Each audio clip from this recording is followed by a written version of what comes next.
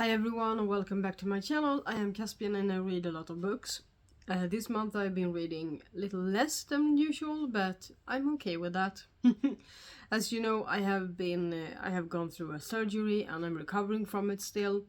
So yeah, I'm doing okay. And today I'm going to talk about my two most recent reads. If I do this a lot, it's because I have like a sore or something beneath my and it's kind of irritating me, so just try and I'm sorry if I look like this a lot, but yeah, it's very annoying when I talk. So these are the books I've read in the past days to maybe a week, and I'm gonna talk about this one first and then this one. So first of all, I don't know if it's me right now or if it's the books, but I gave both of these 3.5 stars, and yeah, I don't know if it's me or if it's the books, but let's talk about them. So this is the third book in a Swedish series called the Ulltuna series, or Ulltunasviten. So it's a trilogy, and they are all like the first book. So I read them in not the right order. I read the second book first, and it's set in the 1890s or something like that. And then I read the first book, and it's set in like the 1870s. And now I have read the third book that is set in 1902. So I would say that this is more of a romance than the previous books. They have like a different plot. All of the books have a different plot around them. And the things I like about these books are, among other things, the representation of diversity in these books. So this is the third book in the Ulltunasviten, and it's called Jul I rampljus of Amanda Hellberg, or Christmas in the Spotlight by Amanda Hellberg. So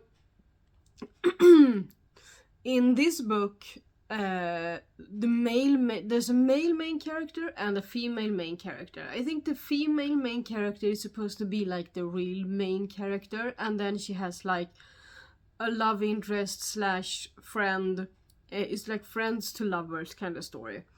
And he's blind, so the male main character is disabled. He's blind, he's completely blind, and it seems like he's been that way from birth. So he's like this musical prodigy, and he can hear. He plays the piano, and he can hear a song or a musical piece like once. At one point in this book, he hears like a whole like musical play from start to finish, and then he not only repeats it on the piano straight after, but he improves it, and he has this wonderful ability to make something wonderful out of something plain. And so his name is, what's his name? Isaac, or Isaac. I think you say Isaac in English, but in Swedish it's Isaac. So Isaac is this blind prodigy, kind of really talented pianist. And then we have Harriet Hjort, and she is this really talented singer, and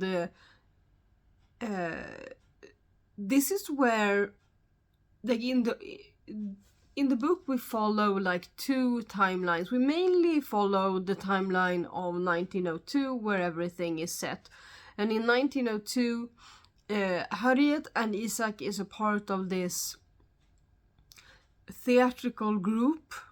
I don't know the word for it in English, but they are like a part of an ensemble that they take jobs together, like setting up plays and taking on different kind of jobs together but they also do things separately, and then the money goes to the small society that they have created, and they take care of each other like some kind of communal living. They do have like separate apartments and that sort of thing, but they really take care of each other and they rely on each other. So times are really bad in the beginning of this book. Times are really bad and they don't really know how to survive the next winter. The leader of the group is getting kind of old. She's coughing a lot. She dismisses it, but they are worried about her, and they realize that they might have to really think about how they are gonna survive the winter and they are thinking about dispersing, it's that word, doing things more separately than usual, and try to survive everyone on their own instead of together, because there just aren't that much work. When Harriet spots this, because it's 1902, so the only way to find work is kind of to skim through the newspapers and word to mouth and that sort of thing, and maybe the radio. But she sees this article where there's this playhouse or theater in Göteborg. So Ulltuna is it seems just a few, maybe Swedish miles, which are, 1 Swedish mile is 10 kilometers. So a few Swedish miles is 20 to 30 kilometers away from Göteborg, which is Gothenburg. So she sees this article about this director that is also the owner of this theater. He's gonna set up a play that he wrote himself, and he's looking for his snow princess. So in this play there's a snow princess, and he's looking for her, and it's an open audition, which is not common in the theatrical world in this book. The most common thing is that all the famous singers and artists are automatically given the roles, and everyone in these small theatrical societies have to scrape by on smaller roles, and it's a really class divide between the two. So when she spots this article, she's like, what? It's an open audition? I can actually get the part? And not only that, there's this reward. It's not a reward, but the pay for getting a part in this, getting the part, is 5,000 crowns, which is not much today, but in those days it was like 1 million. It was, so 5,000 crowns is about 500 euros, and imagine that at the beginning of the 19th century, the 1900s, that was an amazing amount of money. And Harriet immediately thinks that she's gonna get the part, and she's gonna help the society that she's a part of get through the winter, and she's so excited. Of course, she doesn't know if she's gonna get the part, but it's something that she's willing to try. So after that, we follow her and Isaac making their way to Göteborg and trying this audition, and we get to see what happens. So then there are some throwbacks to her childhood, and I'm not going to talk too much about her childhood because you read the book, I hope this series will be out in English at some point if it's not already, because it's really good. I like the representation, the diversity. There is, in all the 3 books, there are diverse representations of sexuality, sometimes gender. In one of the books there's some gender issues as well that is talked about in a very good way, and there's almost always someone disabled, and they are portrayed in the everyday struggles, but I think in a positive way. I'm not disabled, so I can't really talk about that as, oh, this is good representation. But from what I can see when I read it, it doesn't feel problematic to me. So, but I'm just an ordinary person. So I would like for someone that is disabled, and disabled in a way like, in this book it's a blind person. And in another book there was someone that was that had like something wrong with her leg, and it was shorter than the other. She was a bit of like yeah, there was something wrong with her feet and her leg. I don't know the proper words in English for it, but so there's been like these kind of representation, and it's good to see that. And what I also like is when the author portrays different sexualities, it's done in a way that makes you understand that the people they are a product of their environment and their time, in the way that they sometimes hate themselves or view themselves, and they feel like they have to hide it because society isn't that open. But the people around them are always very accepting, even if they don't understand. They're like, okay, but you're happy, right?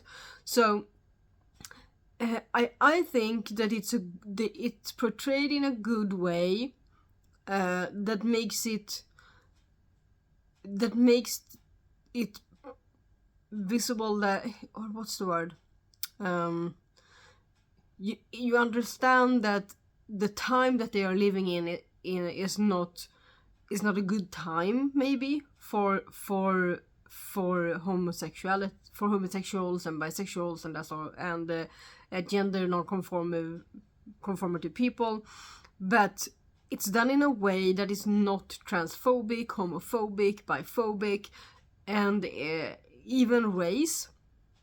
In one of the books, there's one story. It's a little bit the story is told in a way that you understand that it's hard to be black, but the love that the white father has for his daughter that has a black mother is it's unconditional, and she grows up and she is accepted, she is loved.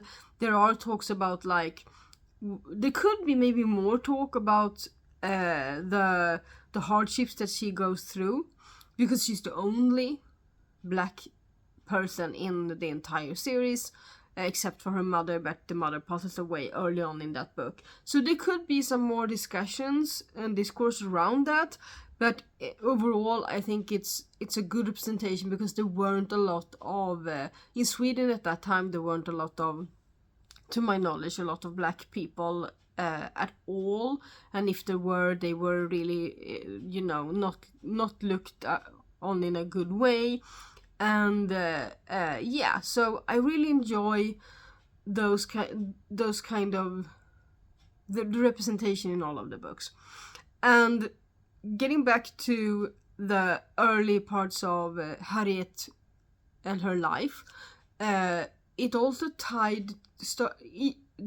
the book tied to this last book in the series tied together all of the three books in a way I didn't expect. So because when I read the second book, I was like, this is a standalone. Maybe the first book will be about the mother to this person, but it wasn't. The first book was really a standalone in regards to the second book, and this is a standalone in regards to both of those, with the caveat that there are recurring characters that I am happy that I know the background of. I could do without. You could read this book on its own and never read the other two, but there are people in this book that are more of a focal point in the first book and in the second book, and they like come back, and you see them all of these years later, and how they have, so there's like a party situation in this book where a lot of people come together, and we see people from the first and the second book and how they have evolved and developed, and how the society that they have grown, they're all a part of in Ulltuna, this little village, how it's going and how it's faring and how all the people are, and it's just yeah, I really enjoy this book. So why did I only give it 3.5 stars? I think the main reason is that I am happy I read it. I really enjoyed it. I would recommend it. But that's kind of it. I do own the second book in the series, but I have no desire to own the first and this book and read them again. And for me to give these kinds of books 5 stars, I need to feel the immediate urge to read them again and maybe annotate them. That's like if I really look forward to that, then that's a 5 star for me. And for it to be a 4 star, I think even though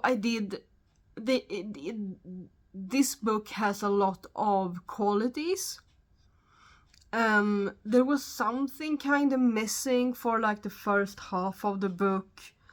I think I'm an emotional reader, and this didn't tap into my emotions as much as I would have liked for it to be a 4 star read for me. So I think that's it, and that's what I meant I think I mentioned in the beginning of the video. I don't know if it's me right now or if it's the books, because I haven't felt that much emotion toward this book, and that was also the problem with the other book I'm going to talk about, that I didn't really feel that much emotion when reading it. It didn't make me cry, it didn't make me laugh in the way that I want a 4 star read to do. So yeah. So that's this book. I'm sorry I talked about it for 15 minutes, but I think I managed to do it without spoiling anything. I did enjoy it very much, and I would recommend it. I would definitely recommend it. And I do hope that it gets translated, because this would be such a good, like, cozy... It's kind of cozy, but it has depth. And yeah, I would really like for this to be translated into English, and know what you guys watching me feel about, how you feel about it, if this is your kind of thing. So yeah. Okay. So the next book is Dallergut Dream Department Store, the Korean #1 bestseller. The dream you ordered is sold out. And this is the first book out of at least 2, I think. I know there is a book called Return to the Dallergut Dream Department Store, and I want to read that. So that's good. I did enjoy this enough to want to read the second book. So why did I give it 3.5 stars? So where do I start with this? So I think the main problem with why I didn't give it, the main reason, is what I mentioned for rampljus, the other book, that it didn't make me feel.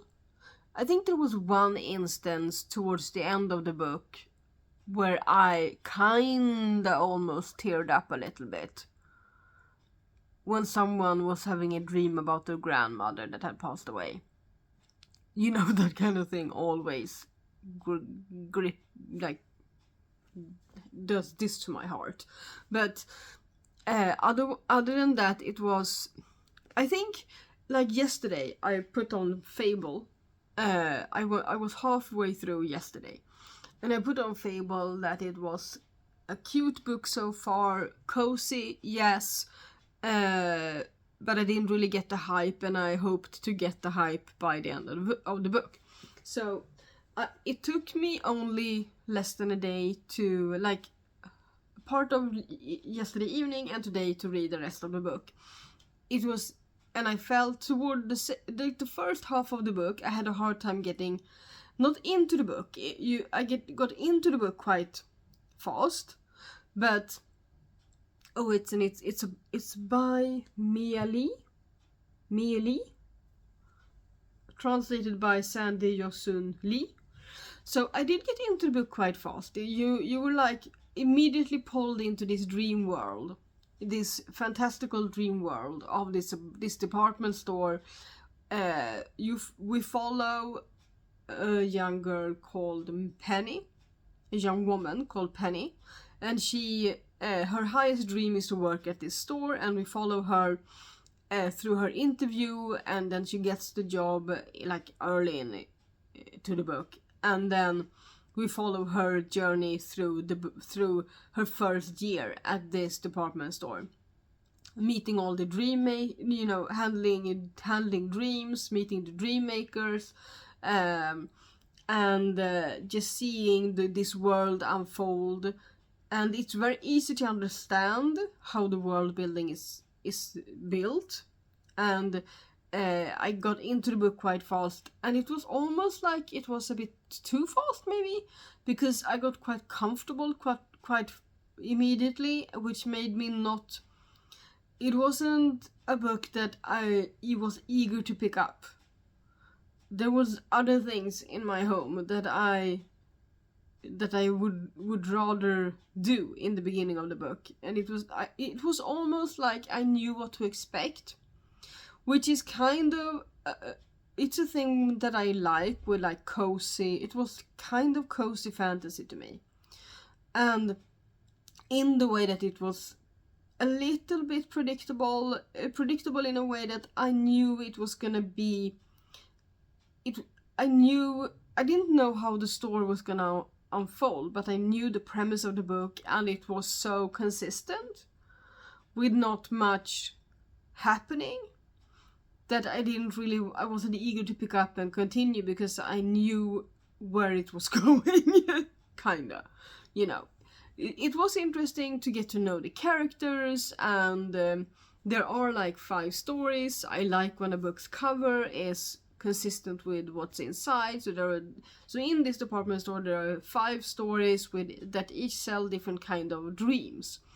So the people in this book they only meet and greet and talk with regular people like you and me when we fall asleep and we go into this department store to buy our dream.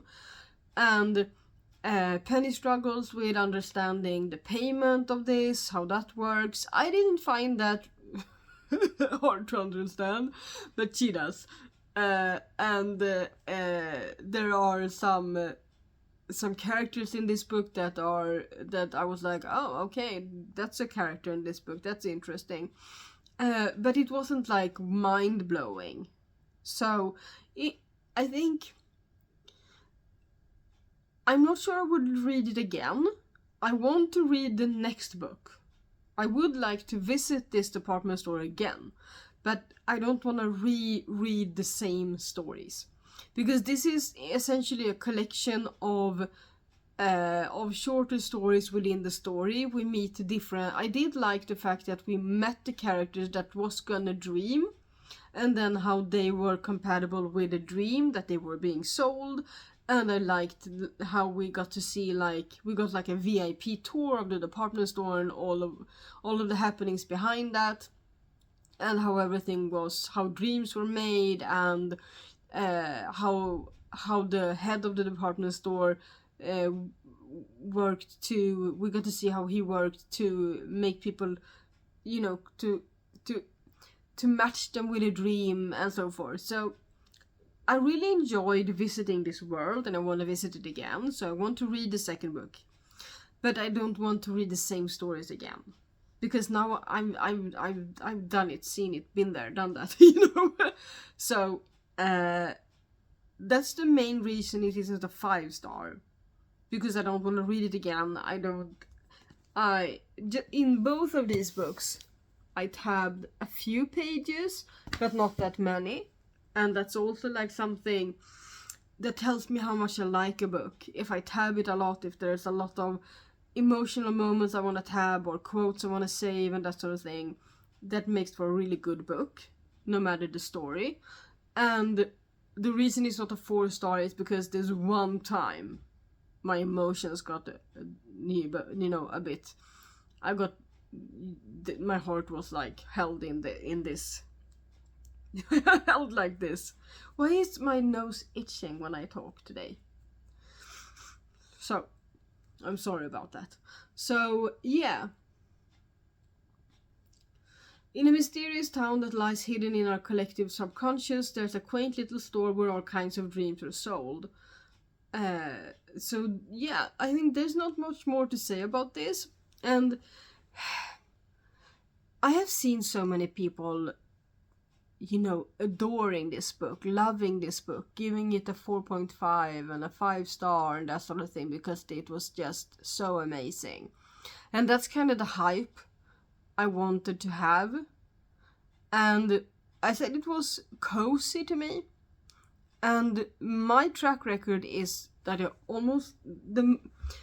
lot of cozy books, like cozy fantasy, cozy mystery, are books that I could read again, and I want to annotate them, and I really want to immerse myself in them. And even cozy mystery, I can give a high rating, even though a mystery is solved when it's solved. I would, a good mystery book to me that I give a 5-star, that is a cozy mystery, I want more of it. Like a never-ending series type of thing. And I'm not... I would like 1 or 2 more books of this. But if there were more, it would just be a repeat. It can't be... It's a simple premise, and I love the premise of it. But it's got its limitations, and it's a cozy book. I would recommend it. It's an interesting read. So I would recommend it. The last thing I'm going to talk about is the quality of the translation. So my first language is not English. And when reading this, I could tell that the translator's first language is not English. And if it is, I'm so sorry, but it doesn't show. Because it was more of a simple language, and there were some grammatical, not errors, but like, there were a few scenarios, or no, not a few, there were a lot of scenarios, where I thought I had to read it a couple of times to understand what exactly it meant. So the translator talks about really enjoying the translating this and getting, the translation right from Korean to English. And I like this, one of the, what's it said?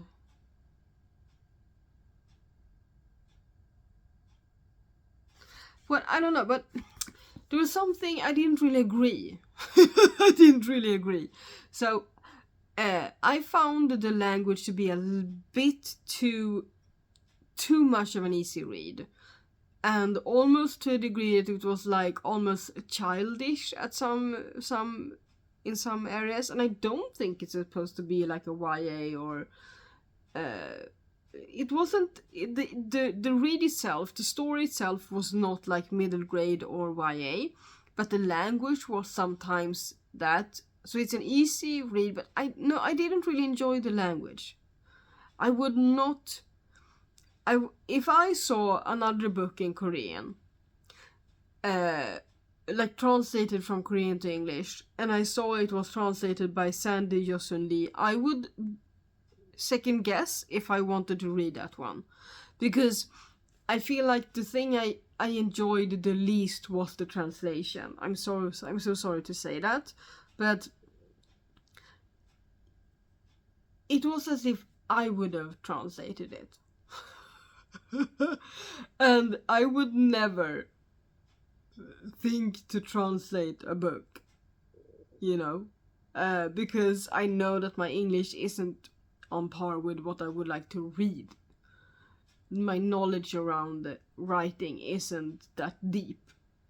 And I was surprised to see that the translator has done other works that seem quite amazing, like Star Wars Visions from 2023 and The Witcher Nightmare of the Wolf from 2021. And it was, I was like, what? Really? So yeah, I'm sorry about that. It could be a me thing, but I would like to know what an like native English speaker has to say about the translation of this. Because there were a lot of times in this I was like, it was so simple that I was annoyed. And it really felt... It didn't really give... It didn't feel like... Because in this book, it's not supposed to be set... Because, you know, choosing a language that represents the people in the book, I can understand. Like... but in that case, the language would differ from character to character more to maybe convey their background and their nationality or something like that in the way they speak. But this was too consistent all the way through, so the only thing that I got from it is I got a really clear idea of how the translator speaks English. Instead of the characters. So I was kind of stuck on that for every time I came across a place in the book where I felt that the grammar wasn't up to standard, or the language was too plain or like too childish. I was childish, maybe rough, but it was really simple. I was like, okay, so this is how the translator speaks, because it's all the way through the book. It's not to show a specific trait of one of the characters or something like that. So yeah. But it's not enough for me to give it a 3.